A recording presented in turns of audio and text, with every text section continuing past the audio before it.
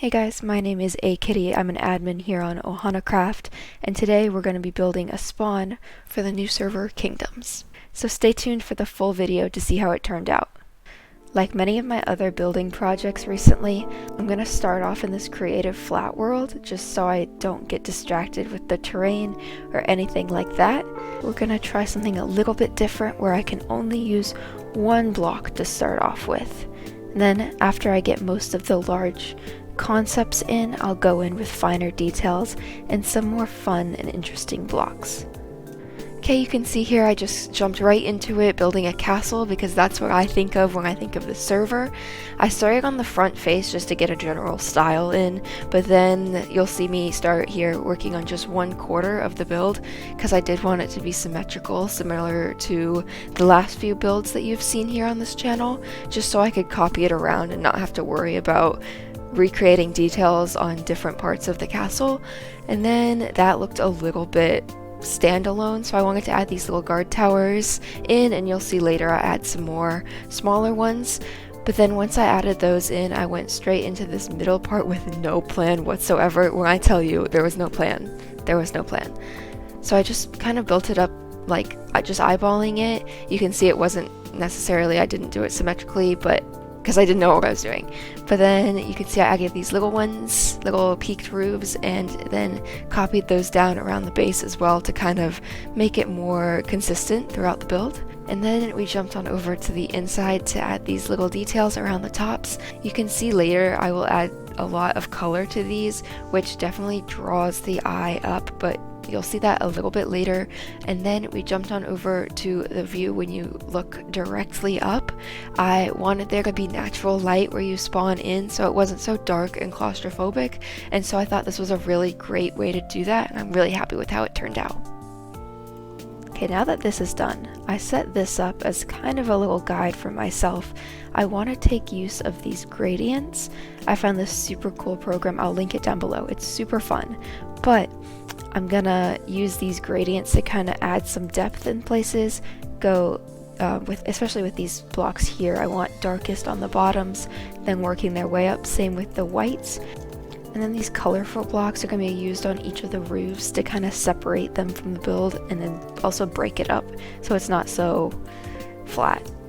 As far as wood types go, I'm not quite sure yet, so I think I'm leaning towards spruce, because I always lean towards spruce because they have the pretty trapdoors. But we're going to test some things out, and you'll see now.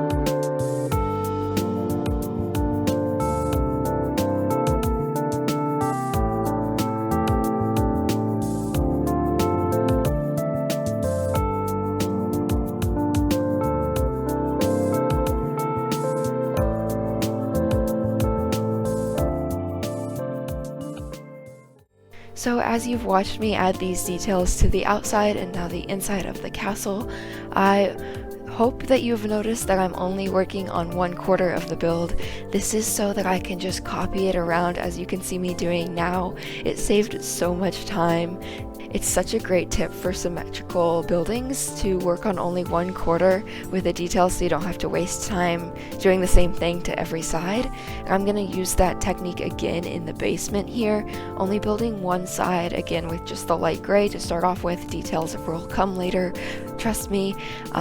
So you can see me only building one quarter, and I'm gonna copy it around now, and I just did that so I could see what I was working with before I added details, which is what I'm gonna be doing right now, as you can see. So this server is mostly built on datapacks and has a lot of content that the player base does not necessarily know or know how to use. So this library under spawn is going to be an information area for all of those features, so that a player who needs to find a machine that they don't know how to build can come down here and learn about it and learn how to build it and use it. So it's just going to be information for the general player base.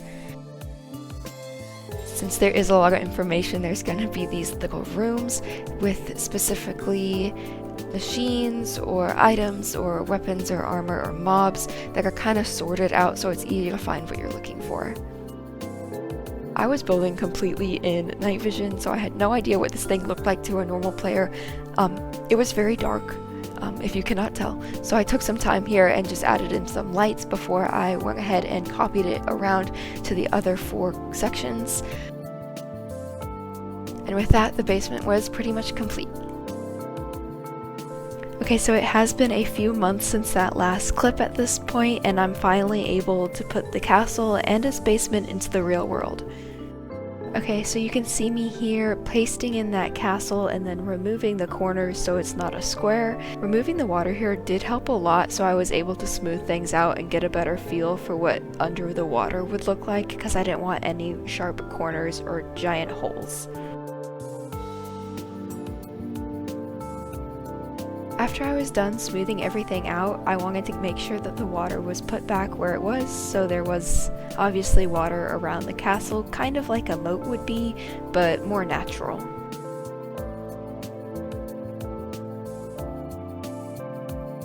Next, I used a World Edit brush tool to go ahead and paint the grass back onto the stone blocks that I was using for the terraforming.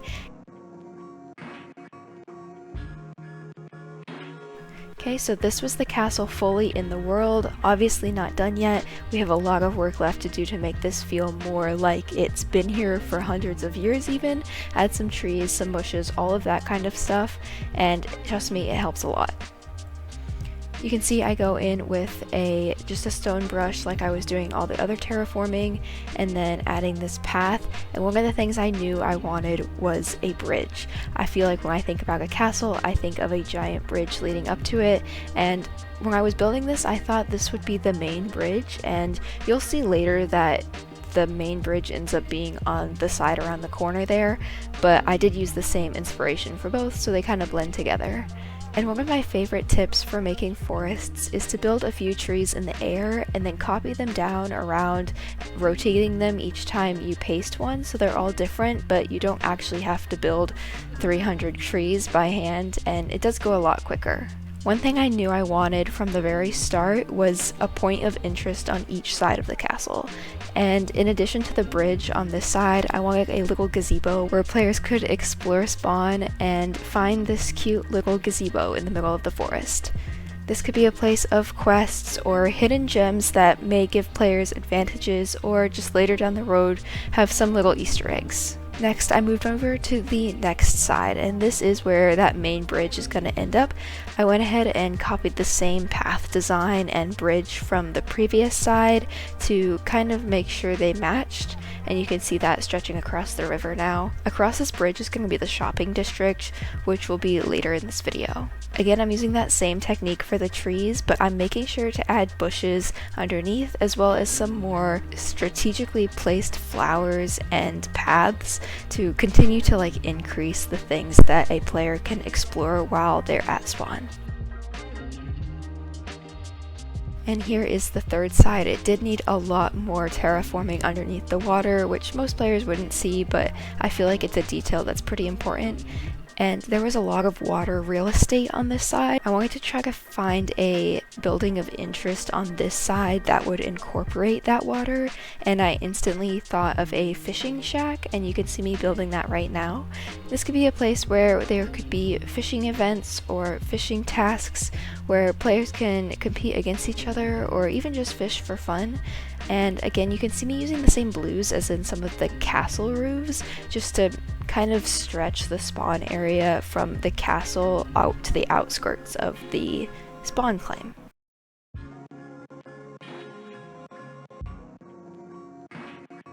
This is the third time you see me use this emerald block path technique, and it is one of my favorite. It lets me get the shape perfect and then worry about texturing it, and for all of these paths I'm starting in the middle of the path with light gray concrete powder and then using gravel, and then on the outsides I'm using andesite, and I think on one of the sides I used mossy cobblestone. As we move to this fourth and final side, you can see me gradually adding these rocks around the coastline to kind of give a different feel that none of the other three sides had, and kind of give this a more natural approach, as I couldn't think of a building to put over here because we had such little terrain to work with, so I did these two waterfalls, some trees, and mushrooms instead. And now you can see around the whole castle is terraformed and forested with lots of little details that it very much did not have before. Okay, so this is all done and I'm super happy with it, but I do have a problem, and it's over here because this is a complete eyesore and needs something, because right now this isn't working. I do have to get rid of those trees, but this is not working either. So I'm thinking that people can spawn in the castle, obviously, then walk down these stairs right here and across the bridge, and then on this side can be little shops where we can have like admin shops where people can buy like dye and wood and stuff for a building. But then we also have a like PvP arena that's already built by a player, and we're going to put that right there also. So I feel like that will fill this space nicely. We might have to expand like over here because I have a feeling it's going to be too small, but we'll see how that goes. And you should see that now.